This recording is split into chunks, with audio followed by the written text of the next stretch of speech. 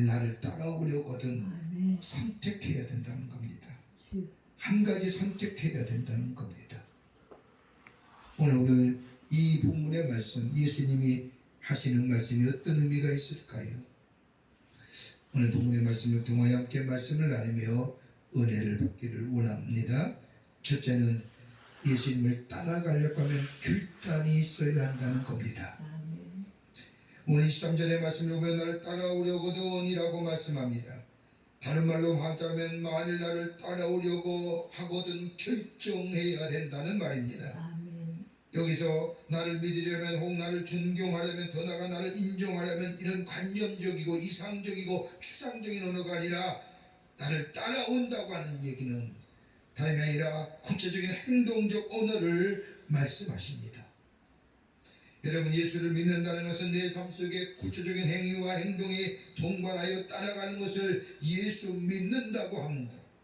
예수와 함께 살며 예수와 함께 생각하며 예수처럼 말하고 예수처럼 생각하며 예수와 함께 미래를 향하여 나아가는 것, 그것이 십자가의 길, 고난의 길이랄지라도 그 길을 걸어갈 수 있는 결단이 있는 자가 바로 예수 믿는 자요 예수의 사람이라 하는 겁니다.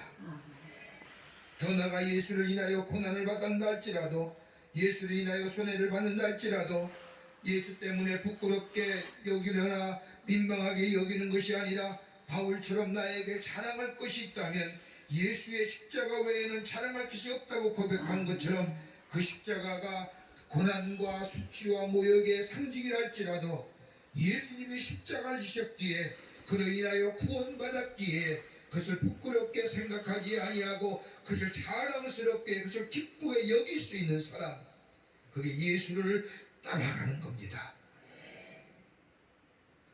갈라디아서 6장 17절의 말씀을 보면 바울은 이후로는 누구든지 나를 괴롭게 하지 말라, 내 몸에 예수의 흔적을 지녔노라. 자신이 믿고 있던 종교적 신념을 지키기 위해서 저 담에석에 예수 믿는 사람들이 모여있다는 얘기를 듣고 그들 잡으러 내려가다가 십자가에 죽으시고 부활하신 예수님을 이 바울은 만납니다. 그리고 예수를 믿고 난 뒤에, 십자가를 알고 난 뒤에 자신이 가지고 있던 모든 자랑거리가 더듬는 것이요 헛된 것이요 해로운 것이라고 고백하고 분투와 같이 겪다고 말합니다. 다 내어버렸다는 겁니다. 다 잊어버렸다는 겁니다. 그리고 내게 남은 것은 예수 그리스도의 십자가, 예수밖에 없다고, 그 예수를 내가 자랑으로 삼는다고 고백합니다. 여러분, 이렇게 고백한 이유가 어디 있을까요? 여러분, 바울에게 있어서 예수의 십자가는 곧 의의 근거가 되기 때문입니다. 의의 반대는 불의, 즉 죄입니다. 의로움의 반대는 불의함입니다.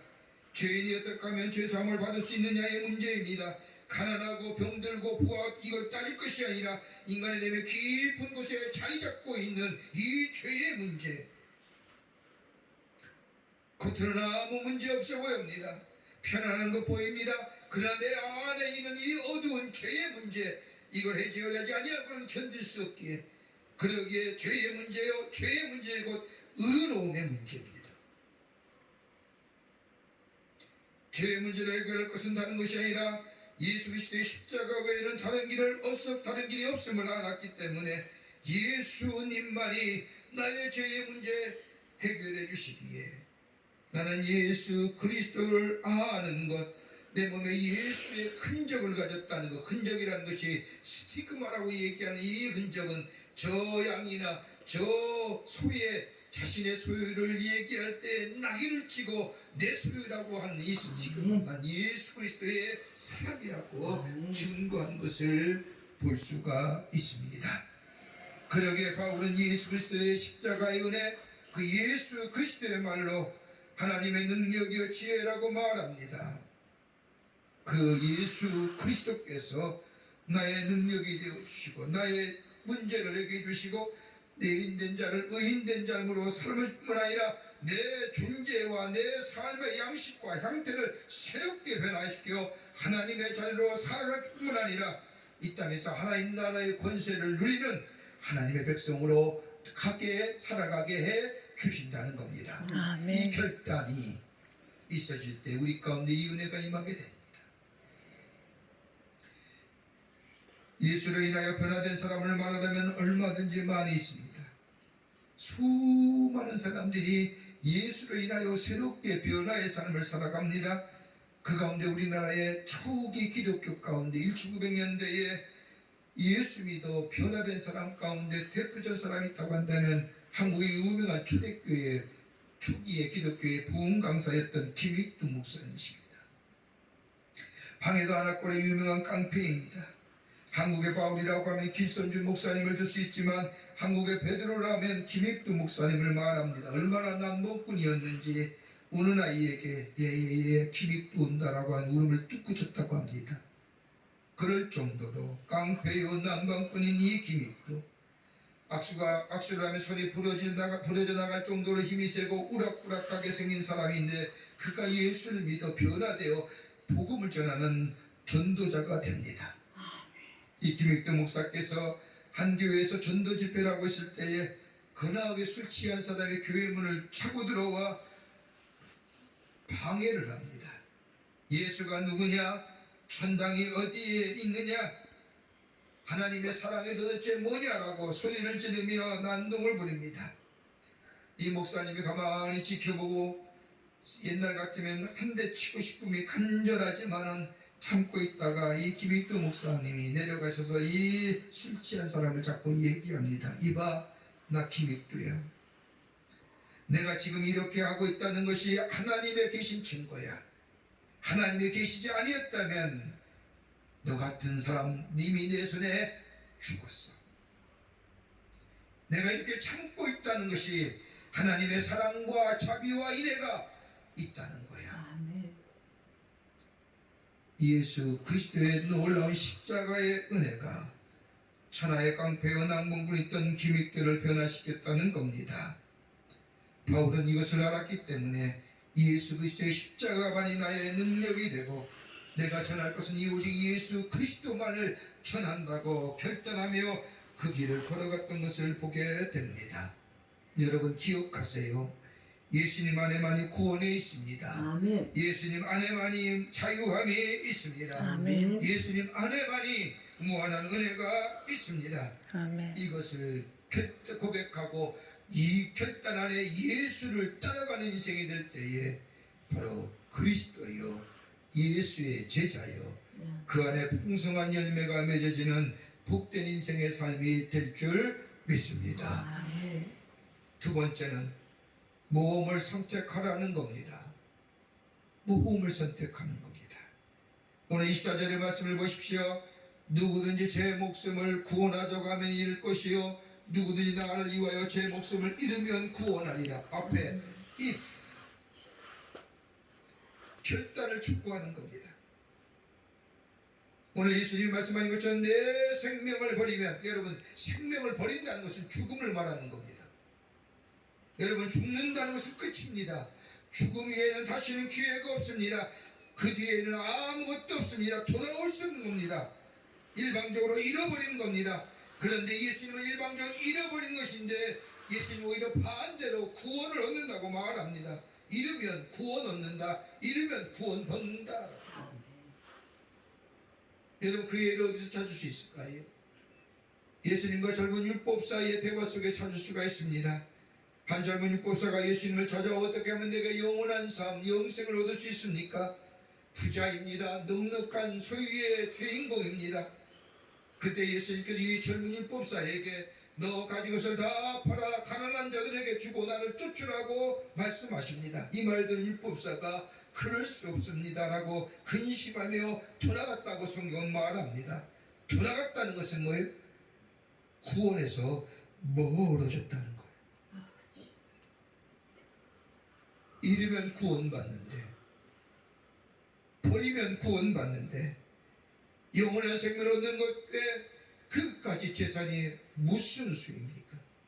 어차피 버려야 할 거 아닙니까? 어차피 내려놓아야 할 거 아닙니까? 내 인생의 제 마지막 때에 다 내려놔야 할 것. 그러나 그것을 버릴게 될 때에 내게 뭐요? 죽음 이후에 내 속에 약속하신 영원한 생명이 있다고 하는 사실. 여러분 모험으로 선택합니다.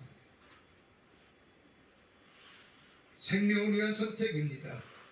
이와 반대로 벌어서 얻는 구원에 관한 말씀도 예수님이 하십니다. 마태복음 13장 44절의 말씀을 보면 천국같이 밭에 감추인 보화와 같으니 사람이 이를 발견한 후 숨겨두고 기뻐하여 돌아와서 자기의 손을 다 팔아 그 밭을 삼느냐고 한 말씀처럼 잃은 것 같지만, 다 버리는 것 같지만 내게 천국이었습니다.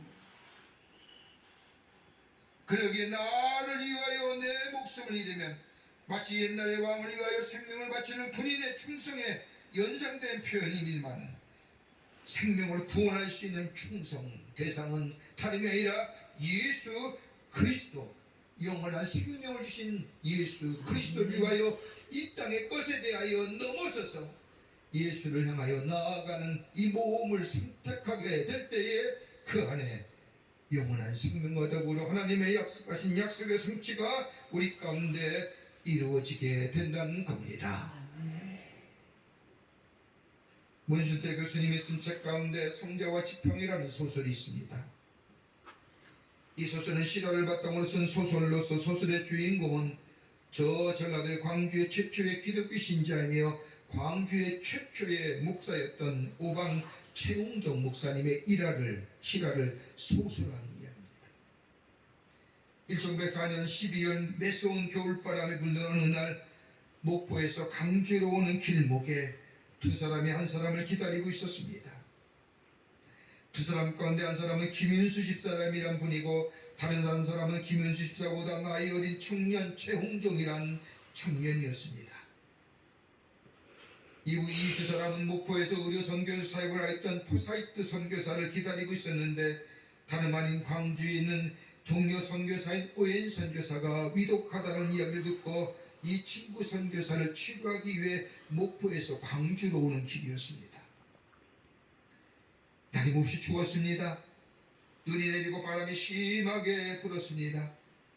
이 선교사를 만나 나귀의 선교사를 태우고 광주로 오는 길에 폐허가 되어 마치 흉가처럼 되어버린 집을 지나오는데, 흉가처럼 변해버린 그 집에서 소리가 들리는 겁니다. 저 좀 살려주세요. 저 좀 살려주세요. 놀라서 집 쪽을 바라보니 거기에는 손과 얼굴을 가리고 있는 한센병 환자, 나병 환자가 살려달라는 겁니다. 당시 한센병 환자들은 흔히 볼 수 있을 뿐만 아니라 친구 선교사인 오엔 선교사가 위독하기에 바쁜 걸음으로 가야 하는데, 포사이트 선교사님이 걸음을 딱 멈춥니다. 그리고 그 여인에게 달려가는 겁니다. 그 후에 알려진 것은 이 여인은 김복순이라는 여인인데 25살의 여인으로 5살의 아들이 있었습니다. 당시에도 마찬가지, 당시에는 한센병을 걸린 여인은 가정과 공동체에서 쫓겨나 노숙하며 숨어 살았던 시대입니다. 이 여인을 본 이 포사이트 선교사님은 자신의 외투를 벗어서 떨고 있는 여인의 몸을 덮어줍니다. 그리고 이 선교사님이 여인을 번쩍 안아서 자기가 탔던 나귀에 여인을 태웁니다. 이것을 보는 순간 이 최웅재라는 청년의 충격이었습니다. 그리고 선교사 자신이 내려 순수 나귀를 끌고 이 여인이 끌고 가는데, 이 여인이 계속해서 나귀 위에서 뭔가 중얼중얼하며 무엇인가 말하는 겁니다. 손가락 마디는 문드러졌습니다. 얼굴은 병으로 인하여 일그러진 이 여인, 더 이상 바라볼 수 없는 처참한 상황이었습니다만, 가만히 들어보니 그 여인이 집 앞에 있는 자신의 지팡이를 갖다 달라는 겁니다. 가만히 보니 여인이 가지고 지녔던 지팡이가 그 여인이 있던 자리에 서 있는 겁니다. 포사이트 선교사는 이 청년 최웅정에게 이야기하기를, 형제요, 저 지팡이를 가져다가 이 여인에게 갖다 주시오. 그 말을 들은 이 청년 최홍정이는 지팡이를 가져다 주려고 그 지팡이가 서 있는 곳에 가까이 다가섰을 때 도무지 그 지팡이를 잡을 수가 없었습니다. 그 지팡이에는 여인이 흘린 피와 고름과 살점들이 더덕더덕 붙어 있는 겁니다. 지금은 의학의 발전으로 한센병에 대한 연구가 잘 이루어져 치료받고 나음 입은 분들이 참 많습니다만, 그때만 해도 이 한센병에 접촉하면 전염되어 걸릴 뿐만 아니라 이 병에 걸리면 치유되기 어렵다 때문에 그 누구도 가까이 하지 않았습니다. 선교사를 말을 듣고 그 지팡이 앞에 멈추어선 이 청년 최홍주, 잡아야 될지 말아야 될지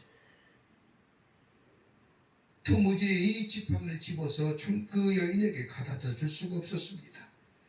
그런데 선교사님은 청년 최홍주를 향하여 계속해서 재촉합니다. 형제여, 우리가 갈 길이 멀기에 이 여인이 빨리 함께 가야 합니다라고 재촉하지만 선뜻 이 여인이 잡았고 그리고 집었던 이 지팡이에 잡을 수가 없었습니다. 그 순간 그에게 이런 마음이 들었습니다.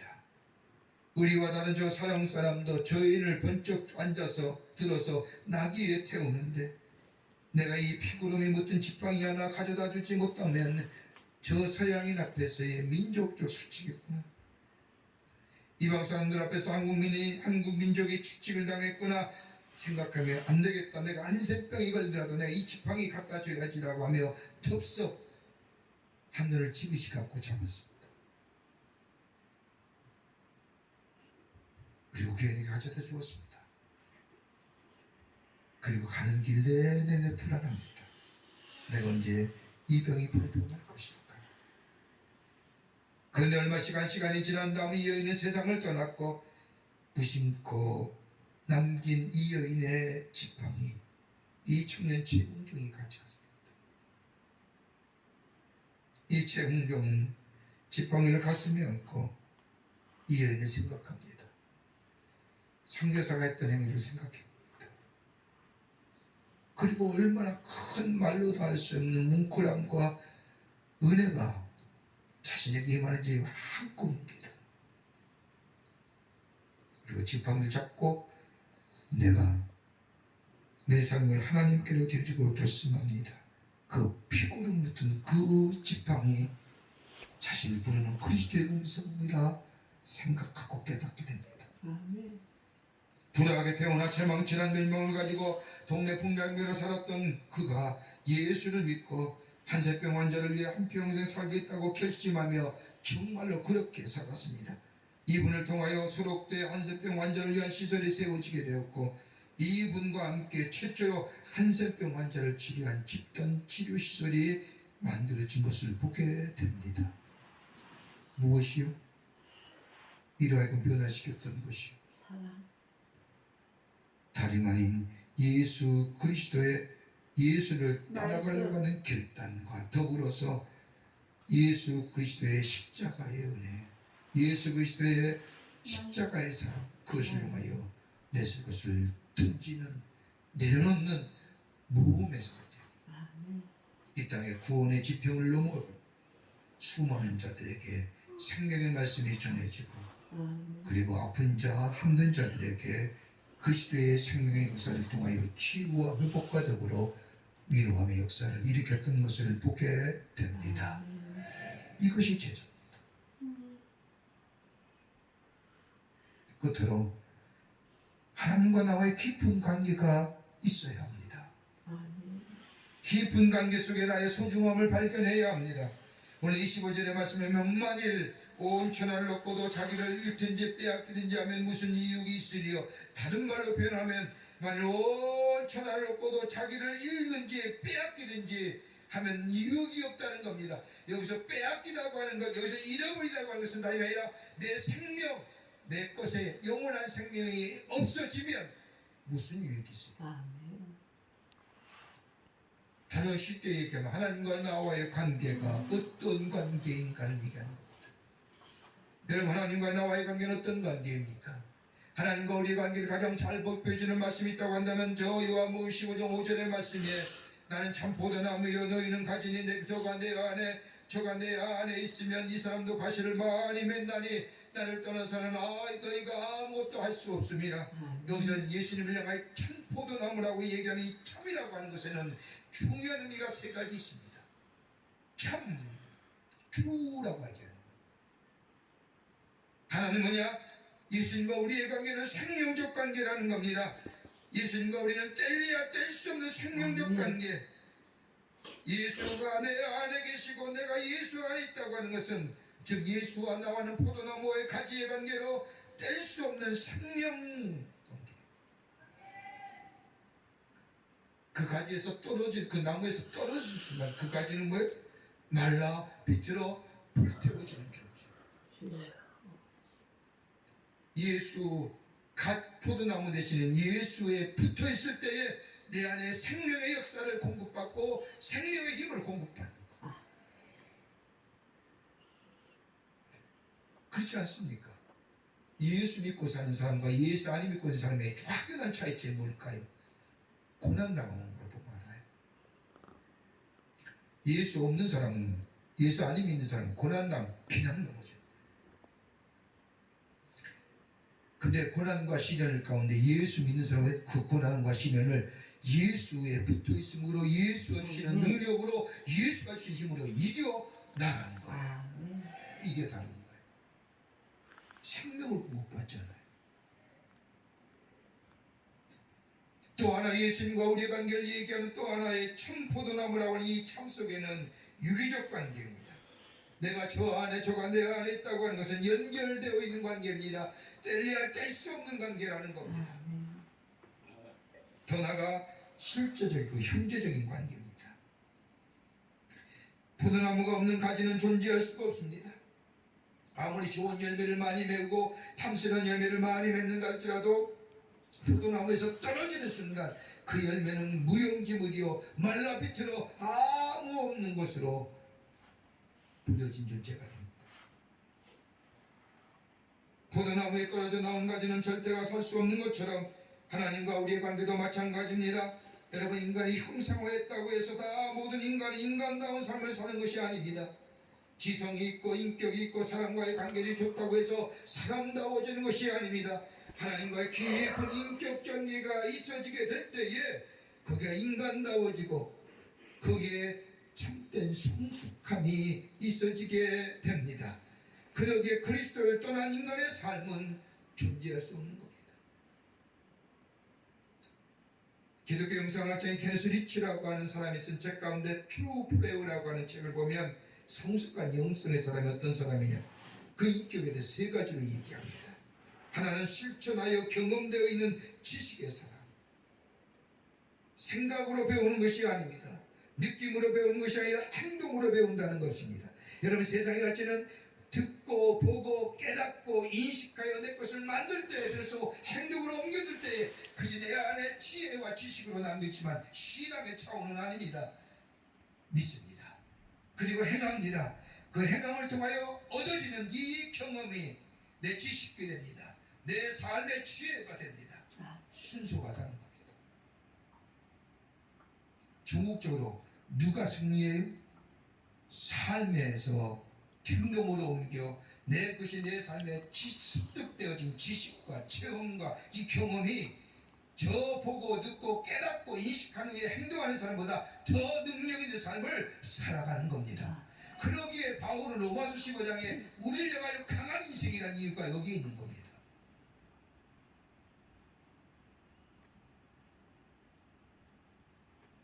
실천하며 경험하는 사람, 또 하나 있다고 한다면 거룩함의 사람입니다. 하나님이 내게 주신 거룩함, 구별된 삶, 세상의 가치와 세상의 것들로 살아가는 것이 아니라, 여러분, 세상의 가치와 세상의 것들로 살아가다면 세상이 정말 어느 때인가는 어느 분기점이 임계점이 되면 세상과 더 멀어지게 됩니다. 안 그래요? 어느 시점이 딱 되면 그 지면에 크로스 교차가 되면서 멀어지고 하는 거예요. 그런데 하나님의 앞에서 하나님과 더불어 사는, 멀어져 가는 것이 아니라 어떤 교차점이 되면 더 가깝게, 더 가깝게, 더 가까이. 그리고 내 삶 속에 구별되어지는 삶, 저 세상의 것들에 의하여 판단되어지고 결정되어진 것이 아니라 하나님의 말씀과 하나님이 하시는 말씀 속에 내 삶 속에 들여지고 행동하고 결단한 더욱더 가까워져 가는. 그래서 세상의 사람들이 우리를 볼 때마다 하나님의 살아계심이 하나님의 증거되는 인생으로 살아가는 인생. 기억하세요. 어느 때인가는 딱 되는 순간 세상의 것들은 멀어져 가는 거예요. 너무 건강함을 생각해 보고요. 우리 갖고 있는 외적인 모습들 한번 생각해 보세요. 또 하나 영적인 성숙의 사람은 분별력의 사람입니다. 지식이 가져다는 분별력이 아니라 영적인 분별력입니다. 무엇이 옳고 그름을 아는 것, 이건 다름이 아니라 하나님이 주신 수직적인 지혜, 수직적인 사랑, 그 관계 속에서 옳고 그름을 판단하며 살아가는 겁니다. 이게 영적인 성숙한 사람. 그럴 때에 삶이 달라지는 거예요. 이판일 장로이라는 분이 계십니다. 우리가 잘 아는 저 문중경 전도사님이 저는 또 중도에서 복음을 전하면서 임자도 저 신안군의 끝섬입니다. 거기 가서 교회를 개척하고 복음을 전하고 임자 진리교회라고 하는 교회를 세웠습니다. 그러면서 그때에 이판일 청년을 전도하여 예수 믿게 했습니다. 그의 임자 진리교회 장로님이 되셨습니다. 전도를 받아 예수를 잘 믿었는데 1950년 6월 25일 천국전쟁이 일어나면서 임자도에 자익과 공산군이 들어오게 됩니다. 그리고 1950년 10월 4일 임자 진리교회의 성도들이 저 밀실에서 예배드릴 때에 죽창을 든 자익과 공산당원이 들이닥쳤습니다. 예수를 믿는다는 이유로 무려 몇 명을 죽였느냐? 48명을 죽입니다. 그 가운데 13명이 이판일 장로님의 가족들이었습니다. 70대 노모로부터 8살의 어린아이까지 다 죽고 이판일 장로님의 맏아들만 살았습니다. 최악의 사건이요. 한 번에 많은 사람이 죽은 순교의 사건입니다.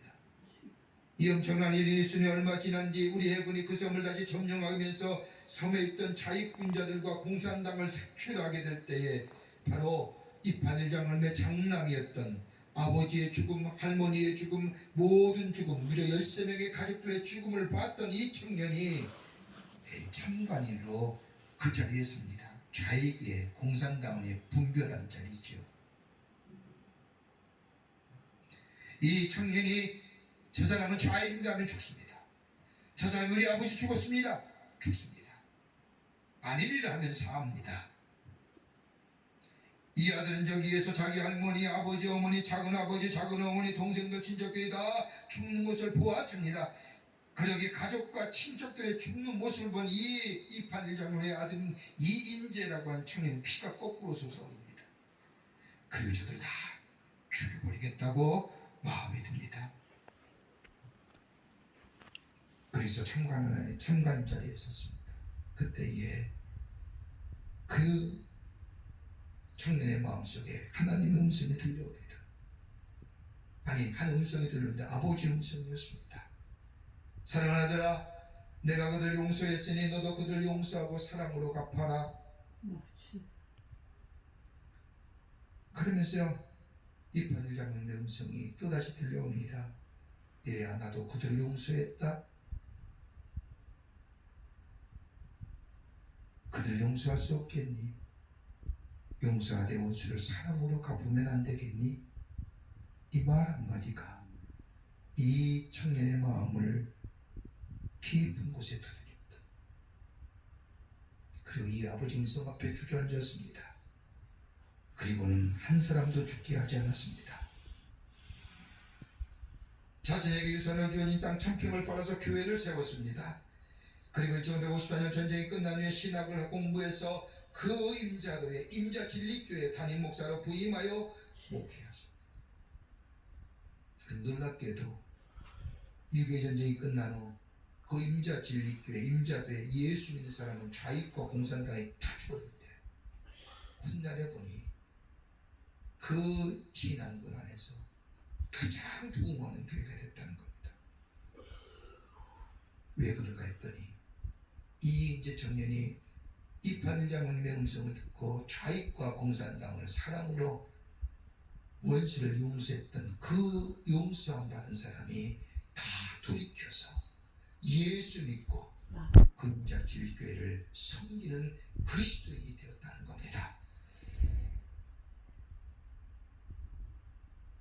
앞에서도 하나님의 은혜를 끝까지 붙들고 천국의 소망을 붙들고 살았던 사람, 비가 거꾸로 솟아오를 만한 원수를 갚아도 마음의 원한이다 풀어지지 않는 상황 속에서 그 용서할 수 있는 예수의 능력이요, 복음의 능력이요.